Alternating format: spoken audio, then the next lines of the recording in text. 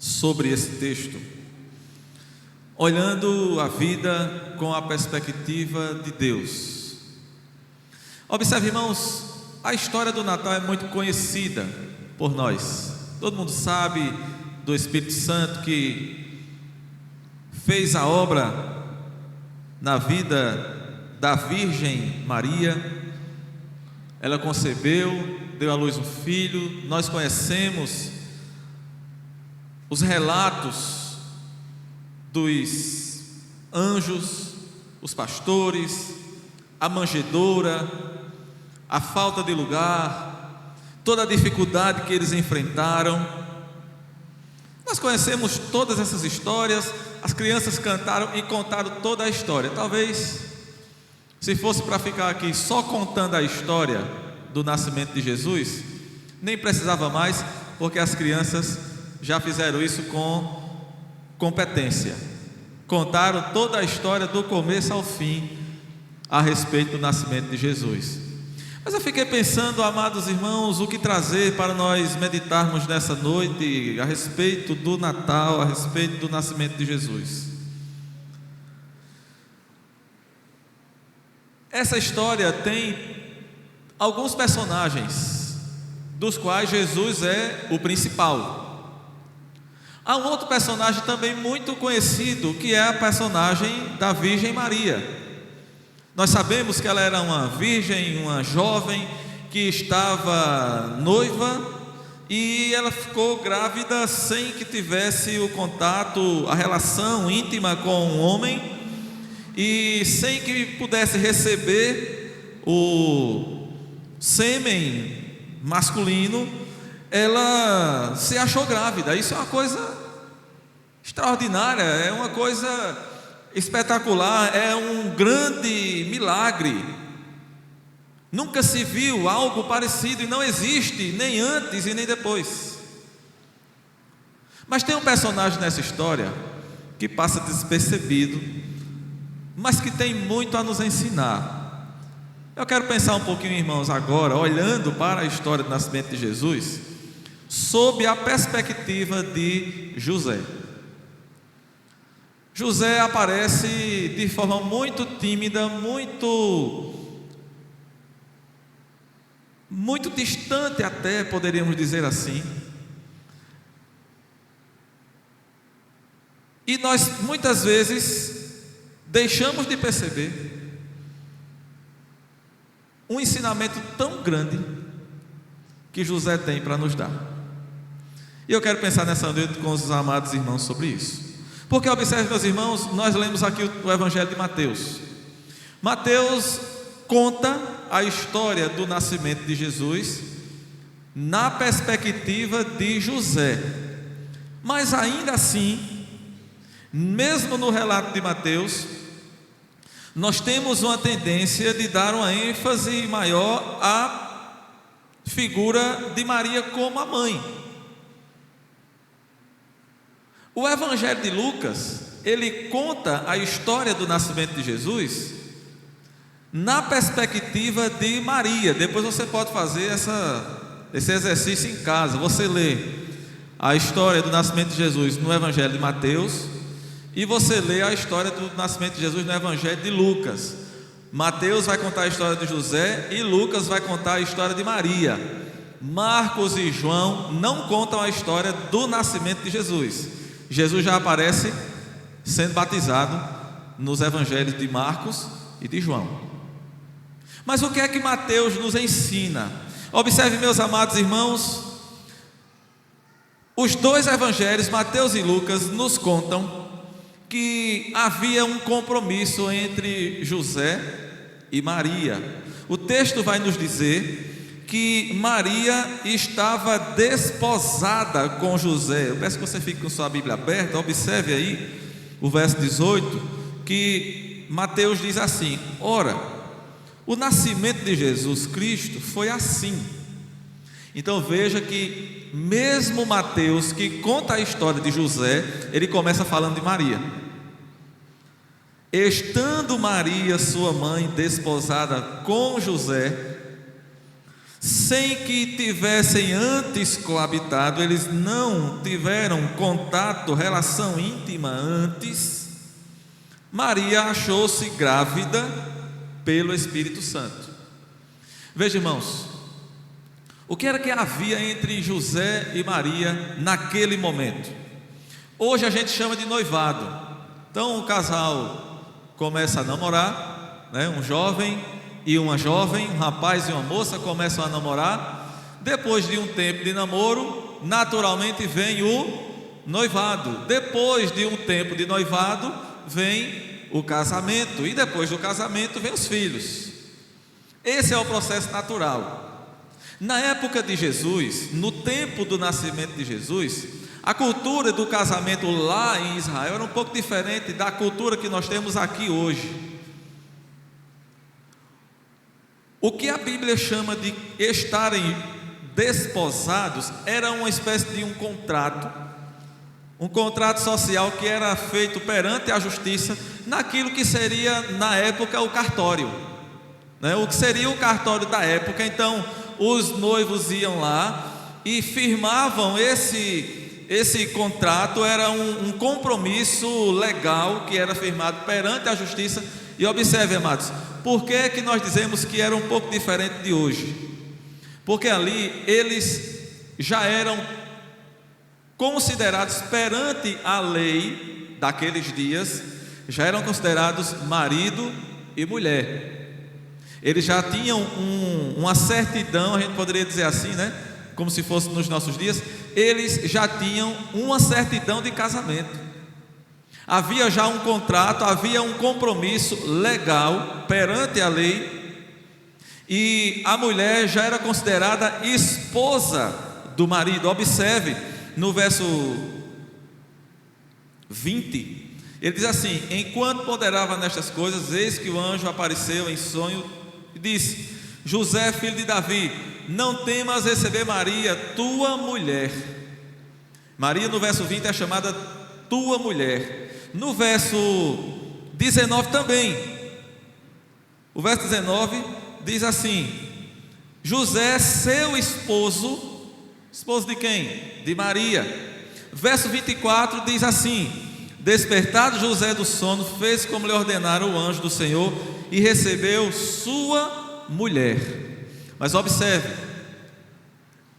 os noivos já eram considerados marido e mulher. Inclusive, para que esse compromisso fosse desfeito, tinha que fazer um divórcio, tinha que realizar um divórcio. Se o marido morresse, né, se o noivo morresse, a noiva ou a mulher já era considerada viúva, embora estivessem apenas noivos e não tivesse ainda acontecido a noite de núpcias. Então, depois de decorrido o tempo necessário, é que acontecia a cerimônia e ocorria a noite de núpcias. E então eles estavam finalmente casados. Mas observe, a situação de José e de Maria ainda não tinha chegado nesse estágio, nesse ponto. Você vai lembrar que quando o anjo, e é Lucas que vai nos contar isso, quando o anjo foi a Maria para dizer a ela que ela estava grávida, Maria foi visitar Isabel. Isabel era prima de Maria. Isabel era mãe de João Batista e estava grávida de João Batista. Maria então vai visitar Isabel. Ao que parece, pelo que os evangelhos nos mostram, Maria não mandou um zap para José dizendo assim: estou grávida. O anjo falou com Maria, Maria guardou silêncio. Você pode fazer a leitura dos dois evangelhos e comparar, completar uma história com a outra. As duas histórias se complementam. Maria, grávida, não comunica a José de imediato. Ela vai visitar Isabel. Quando ela volta, ela já está com um estado de gravidez um pouco mais adiantado. O texto nos diz que Maria achou-se grávida E José, sendo justo, não queria infamá-la e resolveu deixá-la em secreto. Observe que nós não vemos aqui um diálogo, uma conversa entre José e Maria. Ao que tudo indica, José já ficou sabendo, quem sabe, por terceiros: olha, tua noiva está grávida. Qual é o pensamento de José? Observe, amados irmãos, José era um homem como nós, como eu e como você que é homem. Imagine qual a sua reação ao descobrir que a sua noiva está grávida sem que você nunca tenha coabitado com ela, sem que você nunca tenha tido alguma relação íntima com ela. Essa foi a situação de José, sendo que o que havia entre José e Maria era algo ainda mais profundo do que um simples noivado, como é nos dias de hoje. Hoje, se um casal de noivos não quiser mais se casar, não precisa fazer nada, é só dizer: não quero mais, toma a tua aliança de volta, e cada um segue a sua vida. José agora tinha que dar entrada num processo de divórcio, porque o contrato, o compromisso já estava firmado perante a lei. Agora imagine o turbilhão de ideias que devem ter passado na mente de José. Então o texto vai nos dizer, irmãos, que José era homem justo, não queria difamar Maria, e ele resolveu deixá-la secretamente. José tinha duas escolhas, duas opções aqui para resolver essa situação. Ele poderia tornar público o caso, dar uma entrada entrar com um pedido de divórcio e tornar o caso público. Isso traria consequências graves para Maria. É bom lembrar que nós estamos falando dos tempos bíblicos. E se você observar, lá no Antigo Testamento diz que quando uma mulher traía um homem, ou quando ela caía em adultério, a pena era morte. Maria corria o risco de ser condenada à pena de morte, sendo que nos dias de Jesus a pena de morte não era mais permitida diretamente pelos judeus, tinha que passar por um processo no tribunal romano, porque Roma dominava Israel, Israel era escravo de Roma, então tinha que passar por um processo no tribunal romano. Por isso que Jesus foi mandado para Pilatos, porque os judeus não podiam eles mesmos darem a sentença de morte.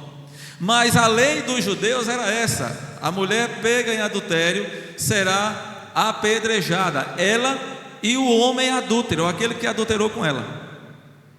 Então Maria corria esse risco, e José, como diz o texto, sendo homem justo, não quis fazer isso. Irmãos, isso nos faz refletir um pouco.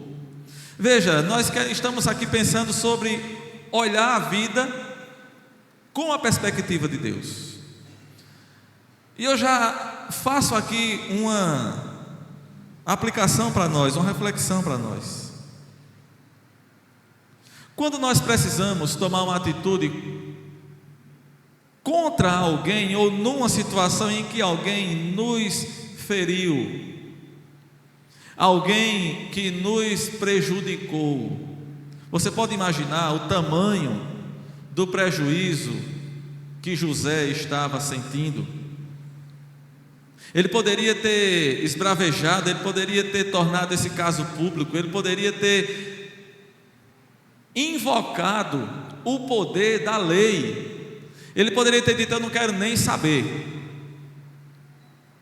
eu vou denunciar, ela me traiu, ela está grávida, o filho não é meu, e eu vou denunciar, e ela que arque com as consequências.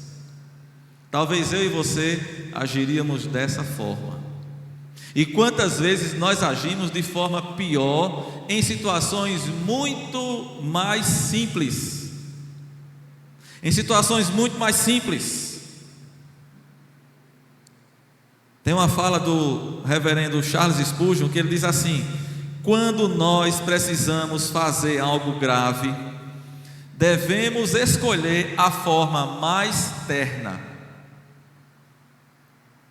Quando tivermos que fazer algo grave, devemos escolher a forma mais terna. Como é que a gente age?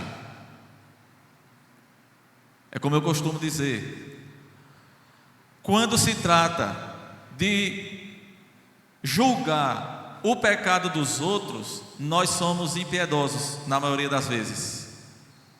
Nós somos cruéis e queremos agir com todo o rigor da lei. Olha o exemplo de José.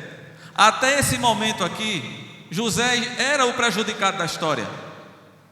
E o texto diz que ele resolveu deixar Maria secretamente para não prejudicá-la. Para não prejudicá-la. Agora, amados, no verso 20, nós vemos aqui o que o anjo disse a José. O anjo diz: José, filho de Davi, não temas receber Maria, tua mulher, porque o que nela foi gerado é do Espírito Santo. Observe, amados, que José estava cheio de coisa na mente, com certeza estava. Porque, embora sendo homem justo, não queria difamar, ou não queria infamar Maria, mas ele resolveu deixá-la secretamente, que era uma outra forma que ele tinha para encerrar aquele contrato. Ele não iria às autoridades para evocar o direito que ele tinha. Quando o texto diz que ele ia deixá-la secretamente, significa que ele mesmo iria redigir uma carta de divórcio e ia entregar na mão dela, na mão de Maria. E com essa carta de divórcio ela estava livre, sem precisar passar pelo processo legal na justiça. Então era isso que José ia fazer. Ele mesmo iria redigir uma carta de divórcio, assinar, ia entregar na mão de Maria, deixando Maria livre. Não ia denunciá-la, mas ele ia deixá-la secretamente, mas ele ia deixá-la. É quando o anjo então aparece a José em sonho, como diz aqui o texto, e disse: José, filho de Davi, não temas receber Maria, tua mulher, porque o que nela foi gerado é do Espírito Santo. E é interessante, amados, observe o que é que o anjo diz a José. Ele diz assim: José, filho de Davi. Isso aqui tem uma importância muito grande, irmãos. José era descendente da tribo de Judá e era da casa de Davi. José tinha sangue real. José era descendente do rei Davi. A promessa de Deus acerca do Messias era a de que um descendente de Davi se assentaria no trono e o seu reinado será eterno. Observe, o anjo aponta para José, lembrando quem ele era: José, filho de Davi.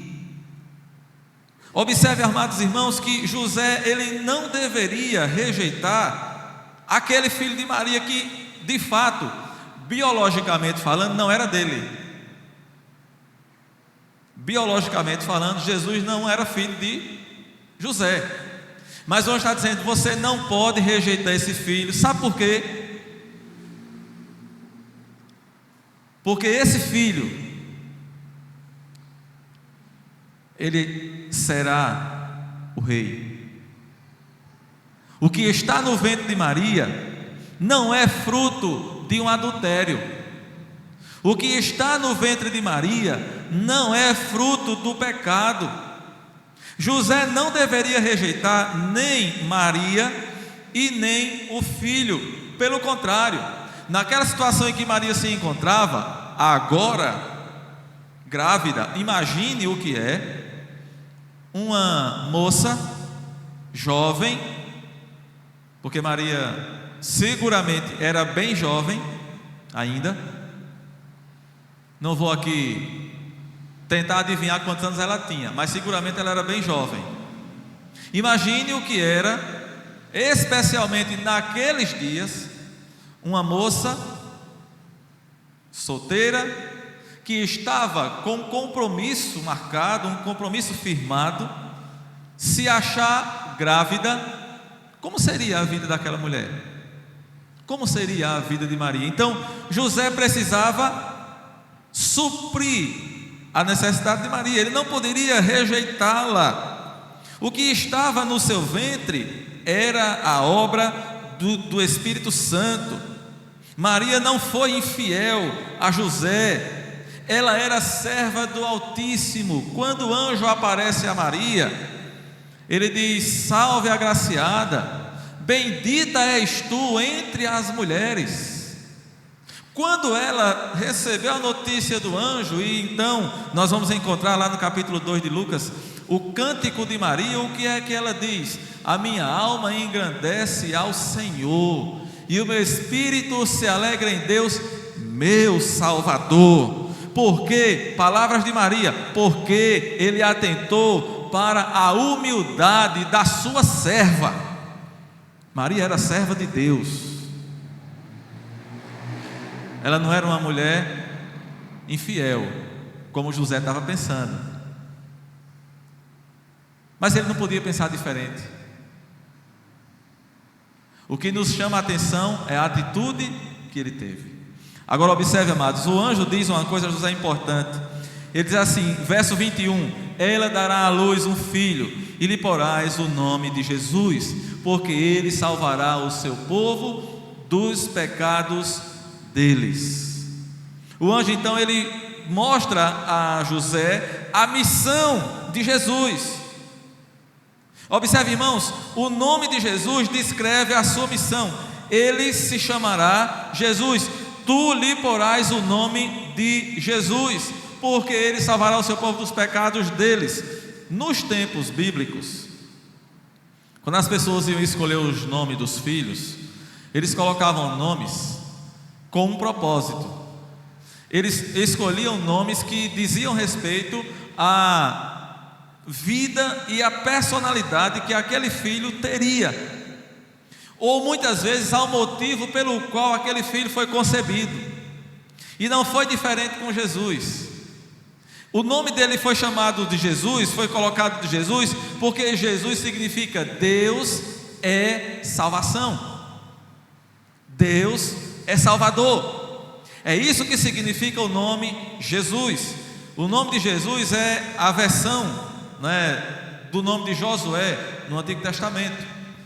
No Antigo Testamento, o povo falava o hebraico. No tempo de Jesus, o povo falava o aramaico, era uma evolução do hebraico. Então, esse nome de Jesus é uma evolução do nome de Josué, mas o significado é o mesmo: Deus é salvação. E por que esse nome? Porque Jesus veio com esse propósito de salvar. Jesus não era um filho ilegítimo, Jesus não era fruto do pecado, mas Jesus é a solução para o pecado. Observe, amados, Jesus não foi fruto de pecado, pelo contrário, ele veio para tirar o pecado do mundo. Foi que João disse: eis o Cordeiro de Deus que tira o pecado do mundo. Esse foi o objetivo de Jesus ao vir ao mundo.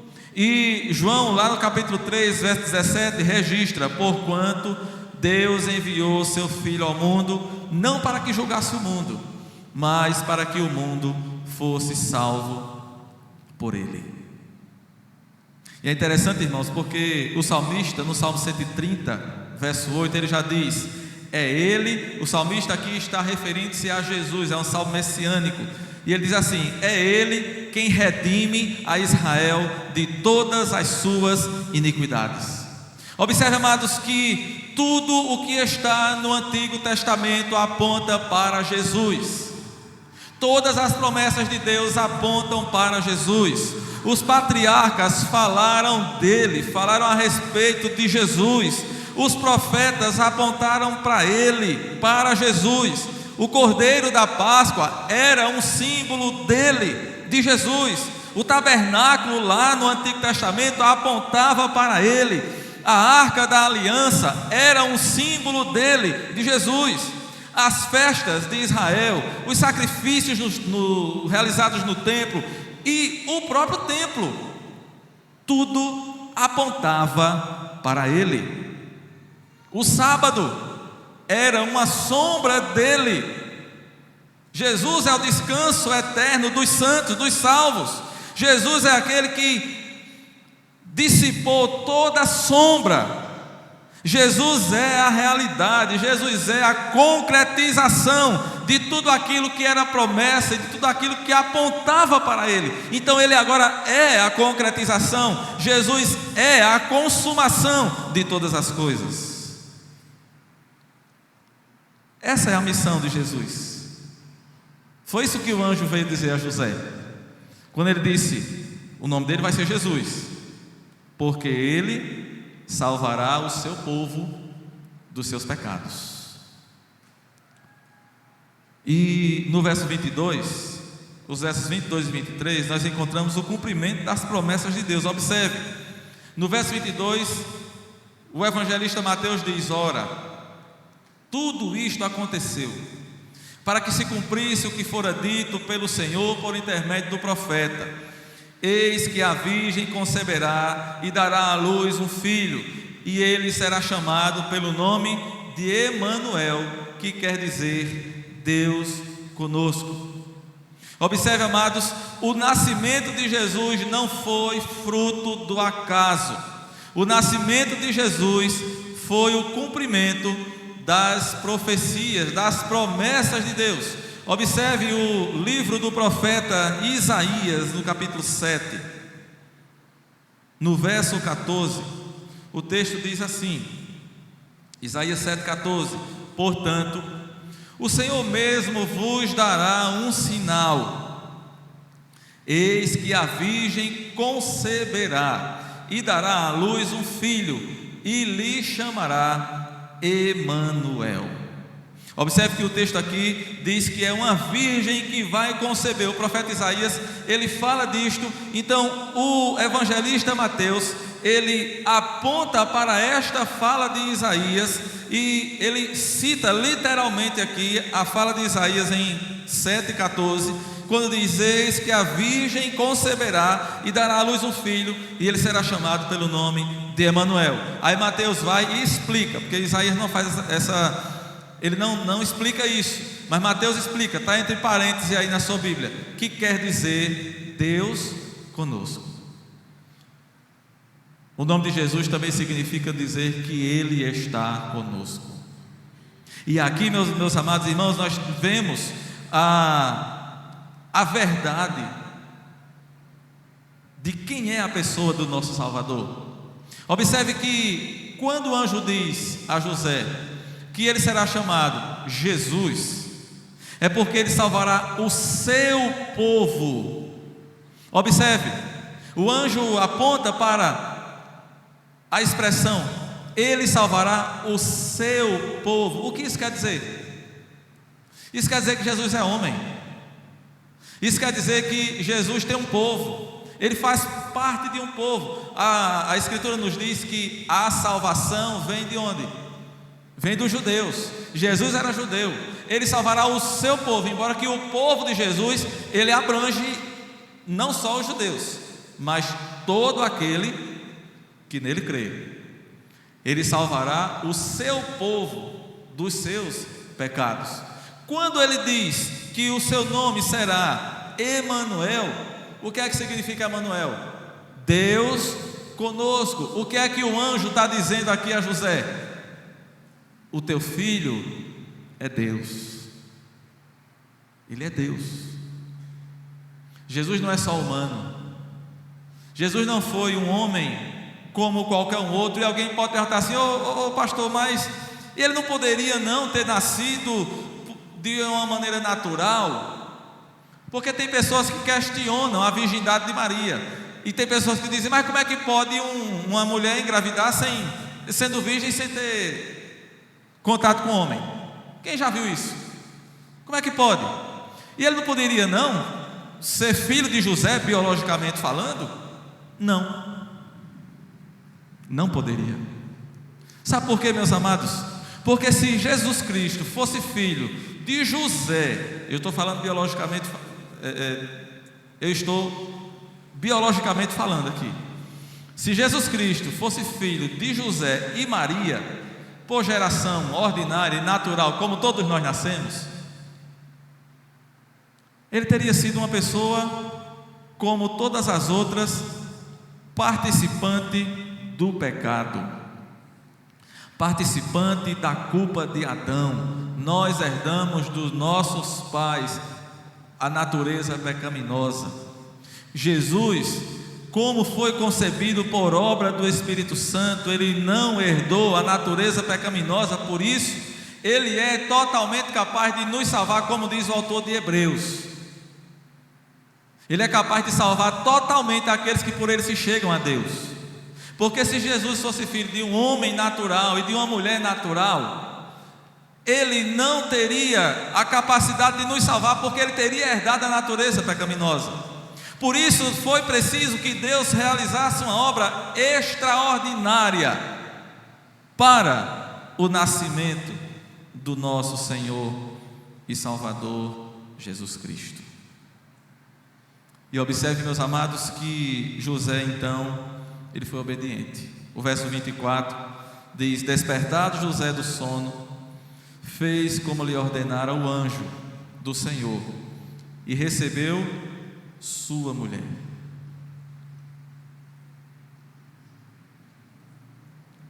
José não pensou duas vezes, não questionou. Quando o anjo disse: José, não temas, pode receber Maria, tua mulher, o que nela está gerado é do Espírito Santo. O texto diz que José fez imediatamente como o anjo do Senhor ordenou e recebeu a sua mulher. Ele obedece à ordem do anjo, ele volta, vai até Maria e a recebe.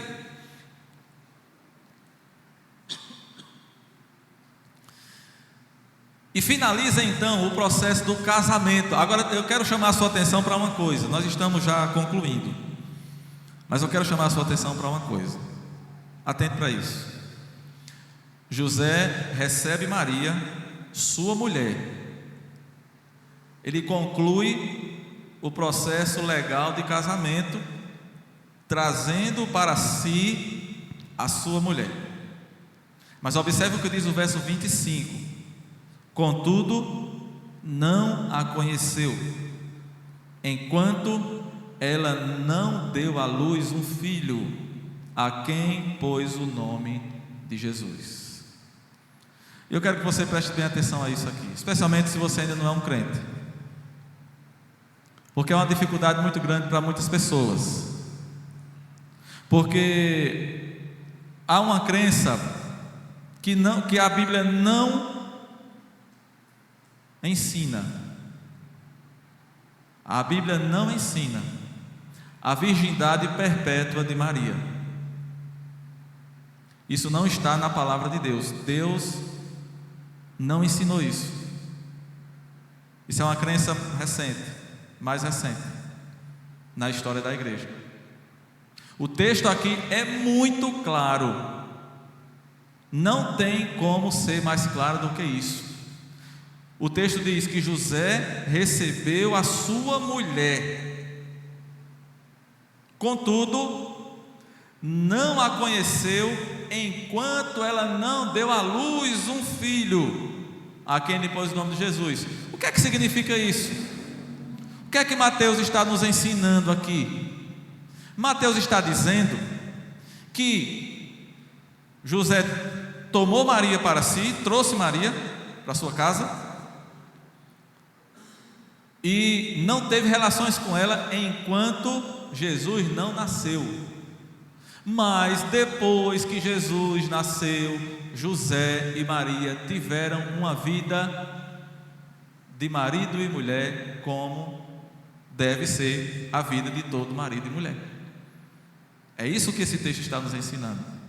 E nós vamos encontrar nos evangelhos a família de Jesus, os irmãos de Jesus, junto com Maria, junto com a mãe. Amados, aí alguém pode dizer, mas isso é um sacrilégio. Não, meus amados, isso não diminui em nada a pessoa da bendita Virgem Maria. Agora, por que virgem? Virgem porque ela concebeu sendo virgem, não porque ela continuou virgem até o fim da vida. A Bíblia não ensina isso. Ela viveu a sua vida como esposa e como mãe, naturalmente. É isso que o texto está nos ensinando. José não a conheceu. Esse conhecer aqui é ter relações íntimas. José não a conheceu enquanto ela não deu à luz um filho, a quem pôs o nome de Jesus. Mas eu quero concluir, meus amados. Queremos concluir lembrando algumas coisas aqui. Observe que o anjo diz a José: não temas receber Maria, tua mulher. O anjo também disse a Maria: não temas. Quando ele apareceu a Maria, Maria ficou assustada. Lá no Evangelho de Lucas, o anjo Gabriel. Maria ficou assustada e ele disse: não temas. O que está em ti é obra do Espírito Santo. Os pastores também, Lucas 2:10, os pastores ficaram assustados e o anjo disse: não temas, eis que eu vos trago boas novas de grande alegria. Interessante, né? Muitos temeram, mas a palavra de Deus é: não temas. José, então, diante dessa palavra, ele não temeu, e ele então fez aquilo que ele deveria fazer. Mas observe, amados, atente para o exemplo que este homem nos dá, o exemplo que este homem de Deus nos dá. Ele achou que Maria tinha sido infiel a ele, mas ele não tomou nenhuma atitude precipitada. Ele ponderou em tudo quanto deveria fazer, que sirva de exemplo para nós. Nós muitas vezes tomamos decisões precipitadas. Ele teve o cuidado de não infamar Maria. Cuidado com sua língua. Cuidemos nós da nossa língua. Tiago nos diz que a língua, embora seja um órgão tão pequeno, coloca o corpo todo em perdição. É como uma pequena fagulha que coloca toda uma floresta em chamas. Cuidado com sua língua. Pense bem no que você vai dizer, a quem você vai dizer e como você vai dizer. Olha o exemplo de José, ele não quis infamar. Um outro exemplo aqui importante, meus amados irmãos, é que aquela situação parecia algo muito desastroso na vida de José. Presta atenção nisso. Parecia algo muito desastroso na vida de José. Mas José não entrou em desespero. Ele não ficou aperreado, ele não ficou reclamando de Deus. Muitas vezes tem pessoas que começam a reclamar de Deus, começam a praguejar, começam a dizer: Deus não podia estar fazendo isso, Deus não era para ter deixado isso acontecer. Não. Sabe por quê, irmãos? Porque nós precisamos aprender com esse texto que Deus é soberano e Ele está cuidando de nós em todo tempo e em cada momento. Há situações que acontecem na nossa vida que a gente não sabe por quê, a gente não consegue entender. Talvez você tenha passado ou esteja passando por situações difíceis e que você fique se perguntando: meu Deus, por que isso aconteceu comigo? Por que isso está acontecendo comigo? Por que eu estou passando por isso? Tantas pessoas que vivem sem problemas e eu estou passando por esse problema. Senhor, por que isso? Creia na soberania de Deus. Ele está cuidando de tudo. Aquilo que parecia uma tragédia na vida de José, na verdade, foi a solução, não só para José, mas para o mundo. Foi a solução para o mundo, a salvação do mundo. E terminando aqui, meus amados, esse texto nos ensina que nós devemos ter cuidado com as pessoas. Meus irmãos, se nós pudéssemos entender isso aqui e praticar, se nós pudéssemos viver desta forma. Lembre-se que José tinha a possibilidade e ele não estaria cometendo nenhum equívoco, não estaria infringindo nenhuma lei, não estaria sendo desrespeitoso ou desonroso se ele tivesse tornado o caso público, se ele tivesse evocado a justiça para resolver o caso, tornando pública a vergonha de Maria. Mas ele não fez isso. Sendo um homem justo, ele resolveu deixá-la secretamente para poupá-la da vergonha pública, do dano. Ele não queria que Maria tivesse a sua reputação destruída. Ele temeu aquilo que poderia acontecer com ela, e ele sabia que ela poderia até mesmo ser morta diante daquela situação. Que nós aprendamos, meus amados, com esse exemplo desse homem que é tão pouco lembrado, tão pouco falado. A gente não sabe nem se ele ainda era vivo quando Jesus morreu, porque Maria aparece lá aos pés da cruz, em grande sofrimento, cumprindo aquilo que foi dito a ela, que uma espada traspassaria o seu coração. Mas de José a gente não tem notícia. Os estudiosos acreditam que ele já tivesse morrido. Parece até que ele foi esquecido, mas ele tem muito a nos ensinar. E, de fato, o herói dessa história não é José, mas é o que Deus tem para nos ensinar através do exemplo de José. É Deus que está nos ensinando isso. E que eu e você, meus irmãos, sejamos também exemplo para outros, assim como José é exemplo para mim e para você. Que eu e você possamos ser exemplo para outros de honestidade, de ser homem justo, como o texto diz aqui, José sendo homem justo. Que eu e você possamos ser exemplo de pessoas que não querem infamar os outros. Que eu e você sejamos exemplo para os outros de pessoas ponderadas e que confiam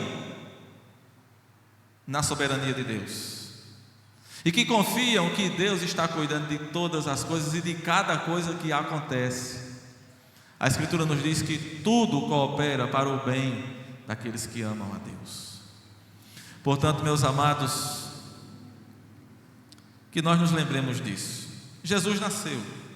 E a gente está cansado de dizer, nós não sabemos a data, a gente sabe que não foi 24 de dezembro. Aí alguém diz, e para que celebra então? A gente pode celebrar todo dia. Mas esse momento é importante, porque o mundo todo está celebrando do jeito errado. A grande maioria aí fora está celebrando da forma errada, colocando a ênfase em presente, em festas, em comida, em bebida. Mas o verdadeiro sentido do Natal é o nosso Senhor e Salvador Jesus Cristo, que nasceu para nos dar vida. Que Ele nos abençoe.